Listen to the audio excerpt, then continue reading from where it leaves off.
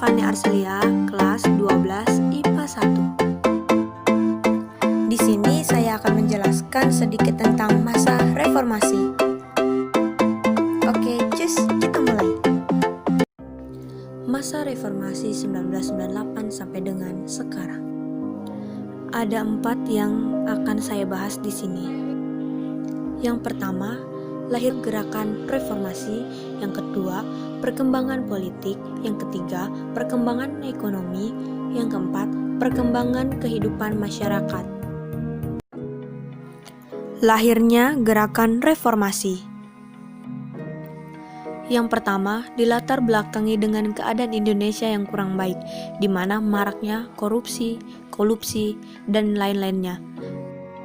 Yang kedua, kemudian kekuasaan presiden yang terlalu otoriter sehingga mengganggu demokrasi di Indonesia. Yang ketiga, sentralistik kekuasaan juga menjadi penyebab terjadinya penyimpangan pembangunan pusat dan daerah, adanya krisis moneter atau krisis keuangan. Yang keempat, diwakili oleh siswa dan elemen lainnya, rakyat menuntut mundurnya Presiden Soeharto dan perbaikan sistem secara menyeluruh untuk Indonesia yang lebih baik. Hal-hal yang disebut tadi menimbulkan kesan ketidakpercayaan rakyat sehingga menuntut perubahan sistem yang lebih baik. Perkembangan politik. Pada masa reformasi setelah turunnya Soeharto yang digantikan wakilnya B.J. Habibie, maka diadakan 1. Sidang Istimewa MPR tanggal 10 sampai dengan 13 November 1998 yang menghasilkan 12 ketetapan MPR untuk melaksanakan reformasi di segala bidang. 2. Pemerintah daerah melalui otonomi daerah diberikan hak, kewenangan, dan kewajiban untuk mengatur dan mengurus sendiri urusan pemerintahnya sesuai dengan undang-undang. 3. Pencabutan batasan parpol pada masa Orde Baru yang hanya dibatasi 3 partai politik di Indonesia yaitu Golkar, P3, PDBI. Pada pemilu 1999 setelah diverifikasi dari 114 partai politik yang terdaftar, ada 48 partai politik yang ikut pemilu tahun 1998. Pemilu tadi merupakan pemilu pertama setelah reformasi.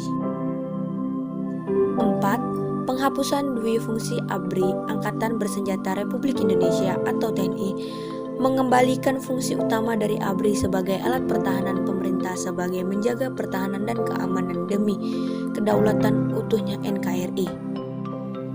5. Pemilu pada masa reformasi dari kurun waktu 1998 hingga 2018 dilaksanakan 4 kali, yaitu pada tahun 1999, 2004, 2009, 2014.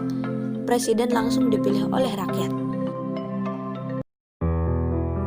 Perkembangan ekonomi. Yang pertama, pada masa B.J. Habibie mengadakan kerjasama dengan IMF, independensi BI, likuidasi bank bermasalah, menaikkan kurs rupiah, lembaga pemantau utang luar negeri. Yang kedua, masa Abdurrahman Wahid sempat stabil, terus kurs mulai melemah, kemudian merosot kembali. Yang ketiga, pada masa Megawati, penundaan utang luar negeri, alokasi utang luar negeri, privatisasi BUMN. Yang keempat, masa Susilo Bambang Yudhoyono, mengadakan pengurangan subsidi BBM, BLT, pengurangan utang luar negeri. Kehidupan masyarakat pada masa reformasi. Yang pertama, sosial. Adanya konflik sosial atau etnis, kebebasan pers. Yang kedua, pendidikan. Kurikulum yang diterapkan pada masa reformasi yaitu KBK, KTSP, Kuartilas. Yang ketiga, kebudayaan. Mendaftarkan warisan budaya. kasih sudah menonton, semoga bermanfaat, semoga bisa dimengerti, dan bye-bye.